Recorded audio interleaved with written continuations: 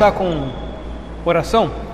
Senhor, obrigado por mais um dia, por mais uma aula dessa série, e que o Senhor possa trazer alguma novidade, e aquilo que não é novo, o Senhor possa estabelecer no nosso coração aquilo que nós ainda não atentamos, aquilo que ainda não percebemos, aquilo que ainda não estamos convencidos, que o Senhor prepare o nosso coração para o que será ministrado hoje, em nome de Jesus. Amém. Irmãos, nesse bloco da nossa série anual, a gente está tratando sobre a teologia e a família, aquilo que os teólogos da nossa tradição têm a dizer sobre família, sobre casamento, sobre criação de filhos e tudo mais. Na aula passada, a gente tratou o que o grande Santo Agostinho tem a dizer sobre o casamento. E ali eu indiquei a sua obra sobre os bens do matrimônio, que é uma obra muito interessante para a gente entender o que o grande Agostinho tem a nos ensinar sobre esse tema que é tão importante. E mais uma vez aqui, já está se tornando repetitivo, eu lembro da importância de lermos autores antigos, porque eles têm uma ótica completamente diferente à nossa e nos ajudam a perceber os nossos pontos cegos que, por influência da nossa cultura, muitas vezes a gente deixa de perceber naquilo que é verdade acerca desses temas. Então, por isso que é fundamental a gente tentar voltar aos autores antigos e ler a realidade com os olhos deles.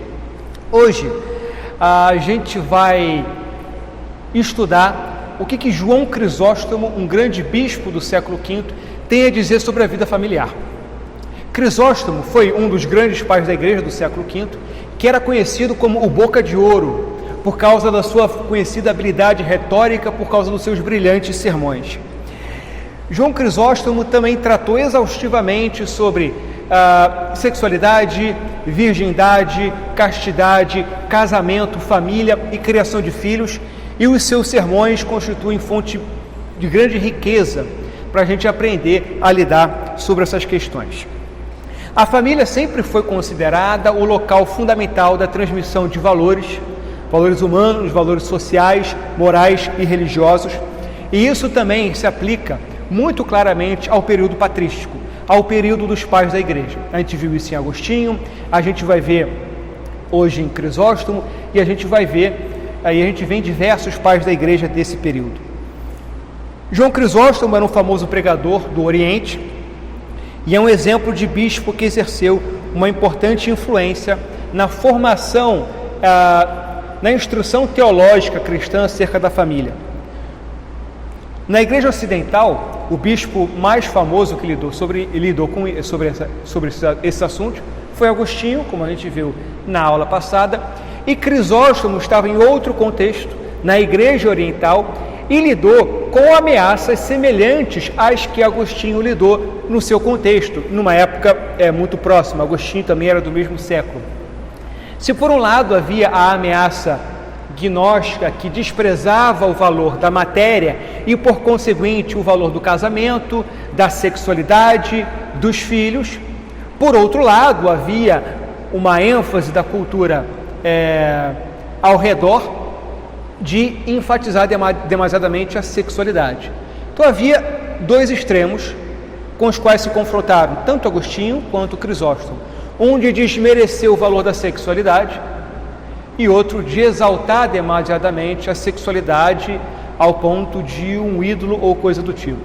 Então a gente percebe que tanto Agostinho quanto Crisóstomo tinham uma abordagem não negativa acerca da sexualidade, tampouco demasiadamente ou ingenuamente otimista, mas uma abordagem realista.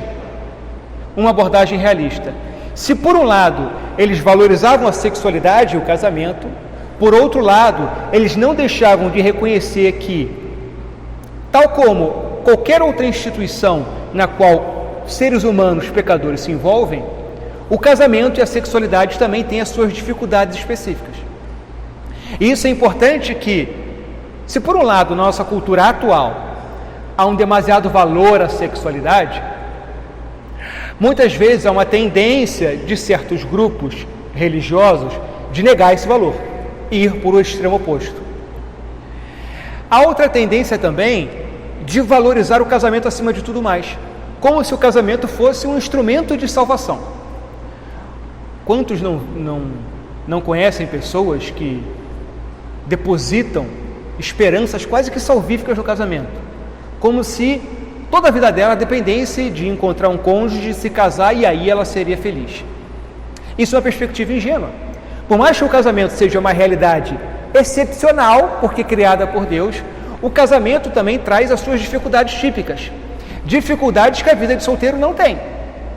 Desse modo, eles reconhecem que, embora o casamento seja um bem, nem todo mundo é chamado para o casamento. E há muitas pessoas que estariam em melhor condição caso não se casassem.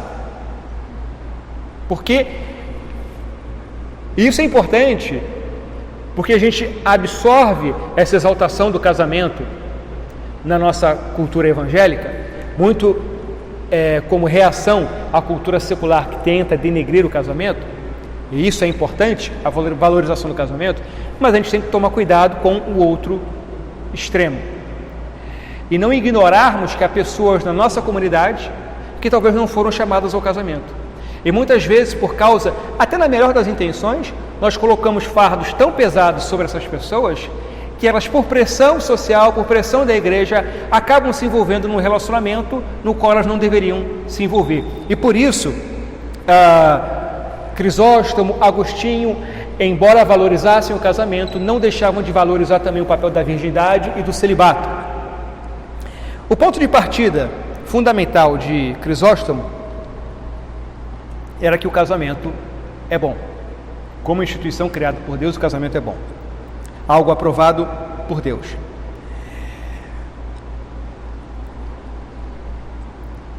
Ao passo que a sociedade da sua época reconhecia que o casamento ele tinha como função principal a geração e a criação de filhos para a sociedade, o que é verdadeiro, Crisóstomo ele percebe também um outro elemento fundamental que ele lê nas epístolas de Paulo. Ele acrescentava que o casamento servia à moderação da vida. Nesse sentido, o casamento é um instrumento de formação de virtude e de caráter. Nisso ele entende que o casamento era o contexto no qual um homem e uma mulher poderiam expressar seus desejos sexuais sem ceder à lascívia e à imoralidade da cultura ao redor. E dado que o casamento serve como salvaguarda contra a imoralidade, a violação dos limites dessa proteção é prejudicial ao próprio indivíduo e, por conseguinte, a toda a sociedade. Isso é importante porque muitas vezes a gente ignora que o casamento, como criação divina, ele cumpre um papel muito maior do que simplesmente a nossa satisfação. E aí muitas vezes a gente absorve essa perspectiva estritamente liberal de achar que o casamento é uma instituição que nós seres humanos criamos e que servem a não outra coisa que não a nossa satisfação. E mais uma vez Crisóstomo, assim como Agostinho, vai apontar que existem bens intrínsecos ao matrimônio, aos quais aqueles que entram no casamento devem realizar. Um deles é a criação de filhos e a percepção de que o casamento é também um instrumento da nossa santificação. As dificuldades inerentes à vida matrimonial são também instrumento de Deus para nos tornar mais santos, mais virtuosos e, portanto, também um instrumento de evangelização. A principal fonte de informação que a gente extrai de Crisóstomo acerca do casamento está na famosa passagem de Efésios 5, que eu quero ler com vocês.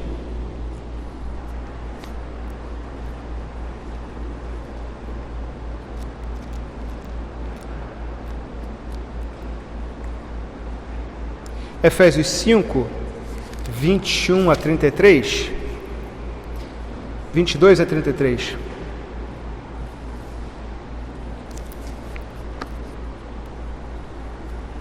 Mulheres, sujeite-se cada uma a seu marido, como ao Senhor, pois o marido é o cabeça da mulher, como também Cristo é o cabeça da igreja, que é o seu corpo, pelo qual ele é o Salvador. Assim como a igreja está sujeita a Cristo, também as mulheres estejam em tudo sujeitas a seus maridos. Maridos, ame cada um a sua mulher, assim como Cristo amou a igreja e entregou-se por ela, para santificá-la, tendo-a purificado pelo lavar da água mediante a palavra, e para apresentá-la a si mesmo como igreja gloriosa, sem mancha, nem ruga ou coisa semelhante, mas santa e inculpável. Da mesma forma, os maridos devem amar cada um a sua mulher como a seu próprio corpo. Quem ama a sua mulher, ama a si mesmo. Além do mais, ninguém jamais odiou o seu próprio corpo. Antes, o alimenta e dele cuida, como também Cristo faz com a igreja. Pois somos membros do seu corpo. Por essa razão, o homem deixará pai e mãe e se unirá à sua mulher, e os dois se tornarão uma só carne. Este é o mistério profundo. Refiro-me, porém, a Cristo e à igreja. Portanto, cada um de vocês também ame a sua mulher como a si mesmo, e a mulher trate o marido com todo o respeito. Nos 3 primeiros versículos, ele trata da submissão da mulher, porque o marido é o cabeça da mulher, como Cristo é o cabeça da igreja. E assim como a igreja está sujeita a Cristo, as mulheres também devem em tudo estar sujeitas ao seu marido. Crisóstomo, citando o livro de Eclesiástico, um livro apócrifo do Antigo Testamento, ele considera como uma bem-aventurança um marido e uma mulher que vivam bem. Por isso Deus fala desde o início do homem e da mulher como sendo um só, tamanha a intensidade e a intimidade dessa união, que não é equiparável por nenhuma outra união humana. É um determinado amor que é inserido na própria natureza do ser humano e que une o corpo do homem e da mulher. Esse laço é tão forte que ele, corretamente, diz que essa força é responsável pela estrutura da sociedade, por vincular a sociedade, por dar ordem à sociedade. E é por isso que no início a mulher foi tirada do homem e posteriormente da união entre homem e mulher nasceram homens e mulheres. Nesse sentido, ele percebe o casamento como um instrumento de ordem social. Lutero tem uma frase que ele fala o seguinte: a família é a fonte da prosperidade e da desgraça dos povos. Tamanha a importância da família. Veja, as coisas mais valiosas, geralmente, são instrumentos que podem servir a grandes bens, mas também a grandes maus. Um exemplo mais evidente, a ciência, por exemplo. A ciência é responsável por grandes avanços na medicina, por vacinas, por hospitais e diversos instrumentos que facilitam a vida humana, que preservam a vida humana e tornam a nossa vida muito mais fácil. Por outro lado, também é a ciência que cria instrumentos de aniquilação em massa, como bombas atômicas. Então percebam que quanto mais valiosa é uma coisa, mais ela pode ser instrumento de bem e instrumento do mal. E a família é a mesma coisa. A família ela pode ser instrumento de ordem, ela pode ser instrumento de bênção, mas muitas vezes também, se vivida de forma diferente daquilo que Deus estabeleceu na própria estrutura familiar, ela pode ser instrumento de maldição. E eu tenho certeza que muitos aqui, se não vivenciaram isso presencialmente, conhecem alguém ou tem algum parente cuja família foi na sua vida fonte de maldição, fonte de tristeza e fonte de problema. Daí a nossa responsabilidade como cristãos de preservar essa instituição que Deus criou para o nosso próprio bem, o bem do nosso cônjuge, dos nossos filhos e, por conseguinte, da sociedade também. Citando Crisóstomo, nada combina tanto com a nossa vida como o amor entre o homem e a mulher. Por esta causa, muitos tomam armas e até perdem a vida. Não foi simplesmente nem em vão que Paulo teve grande solicitude por esse assunto, dizendo: as mulheres estejam sujeitas aos seus maridos como ao Senhor. Por quê?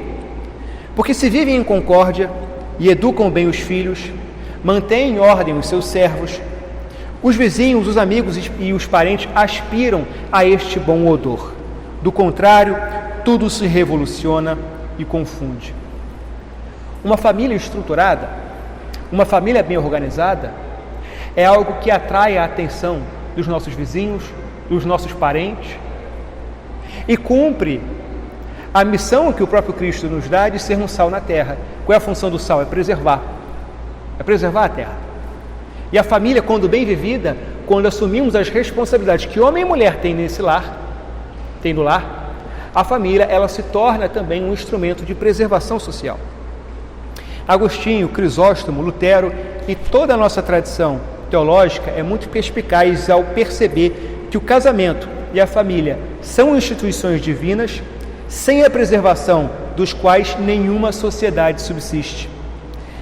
E nós parecemos ter perdido essa noção, que outrora era tão cristalina e evidente aos nossos antepassados, e agora a gente assiste de forma passível os avanços de uma agenda extremamente perigosa e diabólica que busca degenerar e destituir e desconstruir aquilo que a gente entende por família. Necessariamente, diversos males decorrem daí. Não é uma questão estritamente religiosa, como se a nossa concepção se tratasse de algo estritamente aplicável a nós enquanto cristãos e não tivesse implicações sociais sólidas. Muito pelo contrário. Deus instituiu ordem no mundo, Deus instituiu hierarquia. Ele criou, por exemplo, os governos, e Ele ordena que nós obedeçamos aos governos. Ele criou o casamento, Ele criou a família. Tudo isso são instrumentos de sua graça para preservar e para manter um mínimo de ordem na sociedade. E por isso a gente não pode prescindir da defesa insistente dessas instituições. No versículo 25, Paulo fala: maridos, amem suas mulheres, assim como Cristo amou a igreja. Tendo tratado da medida da obediência, diz Crisóstomo, agora Paulo trata da medida do amor, e ele prossegue: queres que a mulher te obedeça conforme a igreja obedece a Cristo? Tem solicitude por ela, bem como Cristo tem pela igreja. Mesmo se for preciso dar a vida, até mesmo se 1000 vezes ferido, suportar e sofrer, seja o que for, não recuses. Não fizeste ainda nada à semelhança do que Cristo fez, pois tu procedes após estar unido. Ele, Cristo, porém, o fez em favor daquela que lhe tinha aversão e ódio. Ou seja, se nós devemos amar a nossa esposa como Cristo amou a igreja, a gente tem que lembrar em que condições Cristo se namorou, Cristo serviu a sua noiva. Nós estamos em posição mais confortável, porque nós escolhemos a nossa esposa e nós só assumimos responsabilidade após esse compromisso formal do casamento, que é voluntário. E a partir daí a gente deve esse serviço ao nosso cônjuge. Cristo deu exemplo em perseguir a sua noiva, mesmo quando ela lhe tinha aversão, mesmo quando ela cuspia na sua cara. E nenhum homem poderá dizer que a sua esposa está tão distante, ele tem tanta aversão quanto a igreja tinha aversão ao seu Cristo. E é essa medida do serviço que nós, homens, temos que ter com as nossas esposas. E ele continua: é possível conter um servo pelo medo, ou melhor, talvez nem mesmo ele pode escapar e ir embora. Quanto àquela que participa da tua vida, contudo, mãe de teus filhos, causa de toda alegria, não deves contê-la por medo e ameaças, mas por amor e afeição. Qual a união se a mulher tem horror do marido? Que prazer terá o marido se conviver com a mulher à semelhança de uma escrava e não de uma livre? E se tiveres de sofrer algo por causa dela, não a ultrajes. Cristo não procedeu desta maneira. Percebam que aqui ele enfatiza mais as responsabilidades do homem, até mesmo do que a mulher.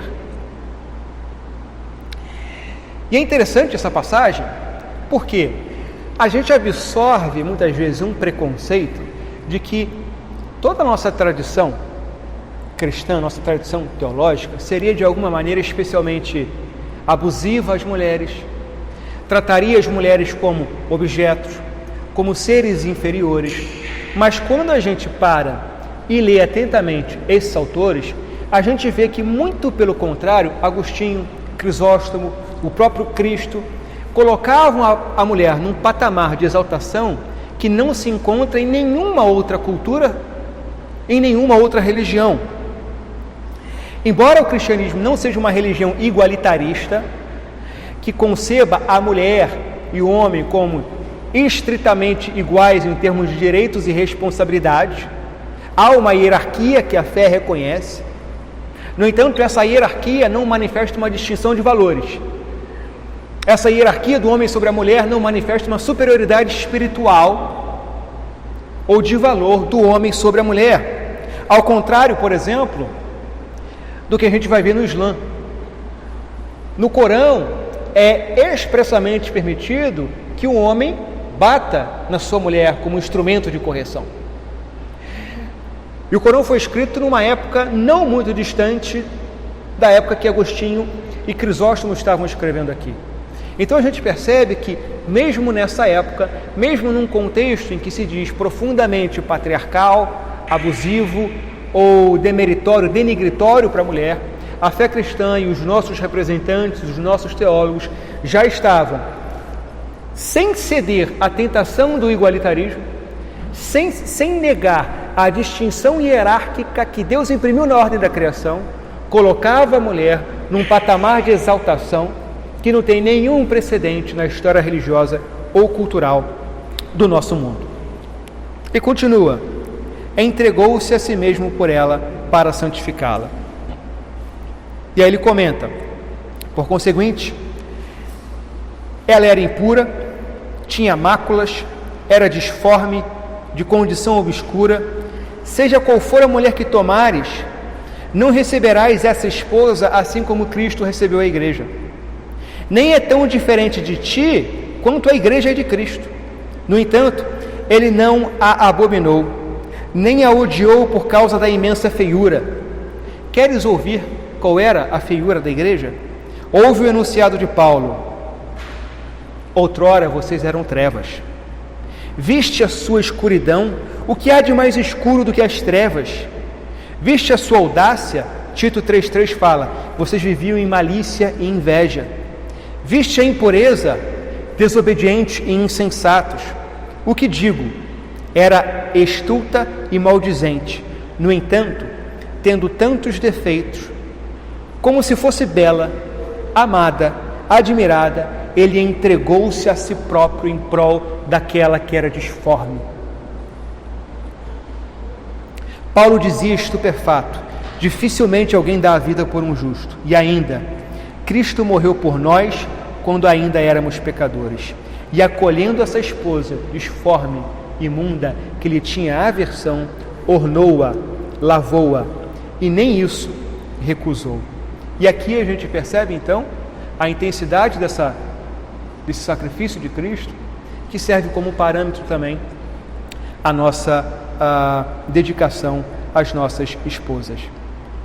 E aí continua, versículos 26 e 27, tendo-a purificado pelo lavar da água mediante a palavra, e apresentá-la a si mesmo como igreja gloriosa, sem mancha, nem ruga, ou coisa semelhante, mas santa e inculpável. Ou seja, Cristo pegou uma noiva imunda, que lhe tinha aversão e ódio, e ele se entregou por ela.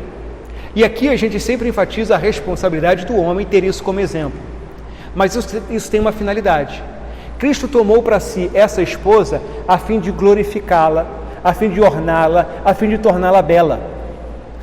Tal deve ser a finalidade da dedicação do marido à sua esposa.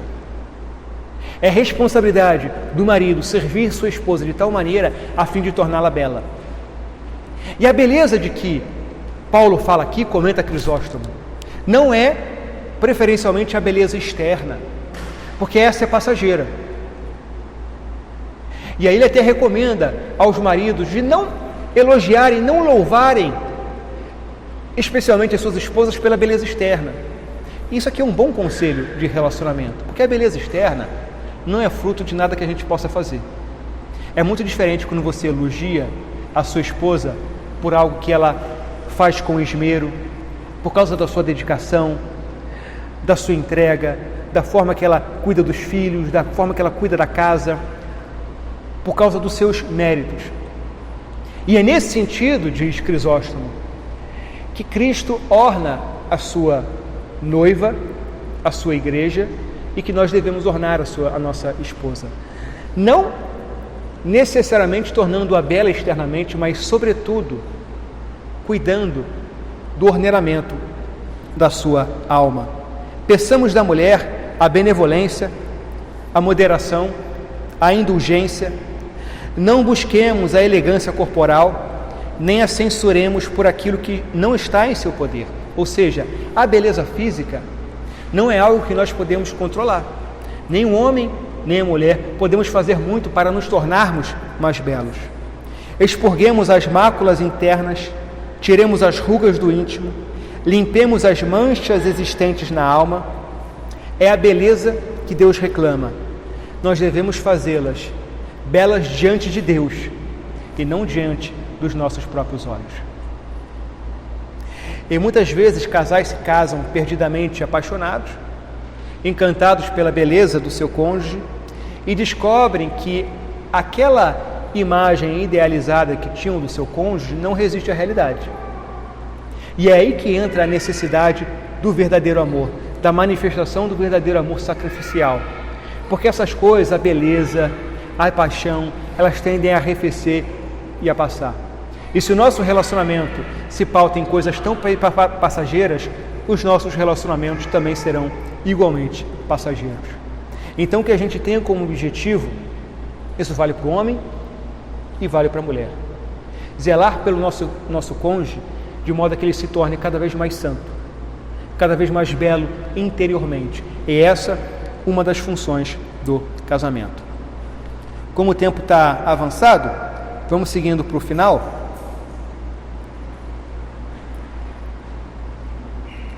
Lá nos últimos versículos, 32 e 33, Paulo fala: este é o mistério profundo. Refiro-me, porém, a Cristo e à Igreja. Portanto, cada um de vocês também ame a sua mulher como a si mesmo, e a mulher trate o marido com todo respeito. Crisóstomo, assim como Agostinho, como grande parte dos pais da Igreja, tinha uma abordagem realista em relação ao casamento. Lutando contra os extremos do desmerecimento do casamento, lutando também contra a tendência muito premente nas nossas igrejas hoje de exaltar o casamento como um instrumento de salvação. Ele entendia perfeitamente que a vida matrimonial não é feita apenas de alegria. Há muitas pessoas que certamente estariam melhor caso não se tivessem casado, por não estarem aptas às exigências que a vida matrimonial impõe. No seu comentário sobre a virgindade, em que ele comenta a epístola de Paulo aos Coríntios, sobretudo a primeira epístola, no capítulo 7, ele discute a ordem de Paulo para que os casais não se abstenham por muito tempo.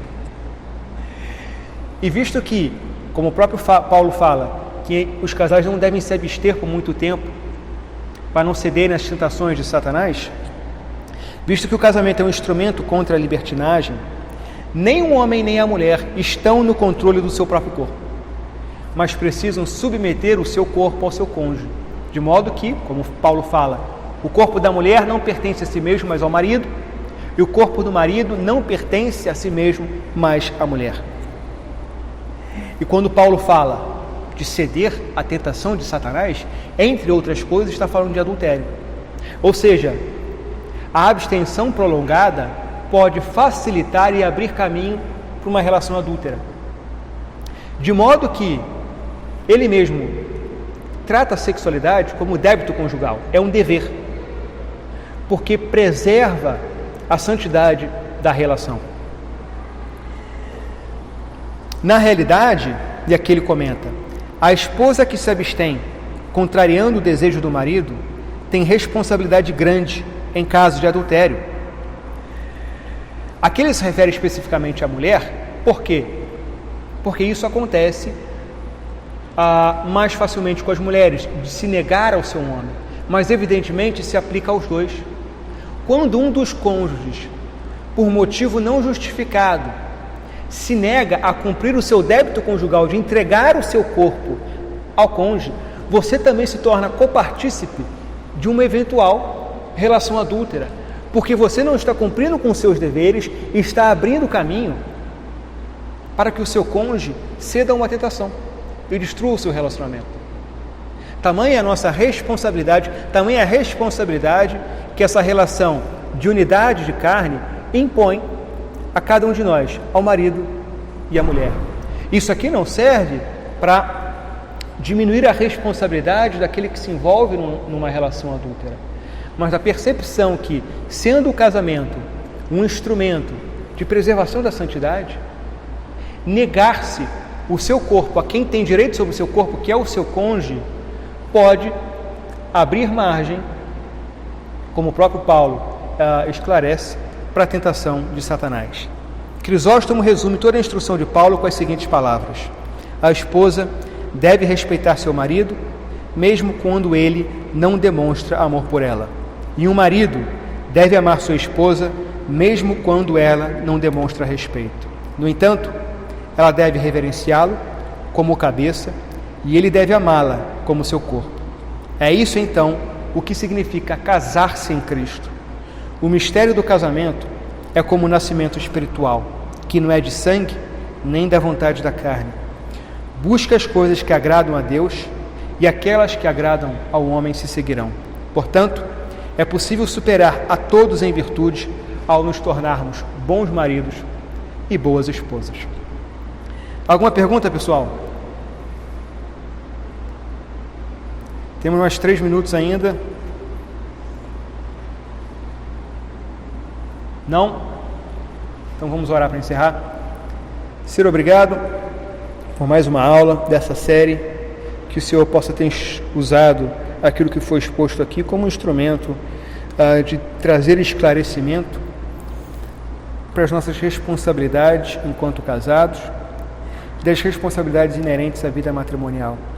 Que nós possamos seguir aquilo que diz a Tua Palavra, auxiliado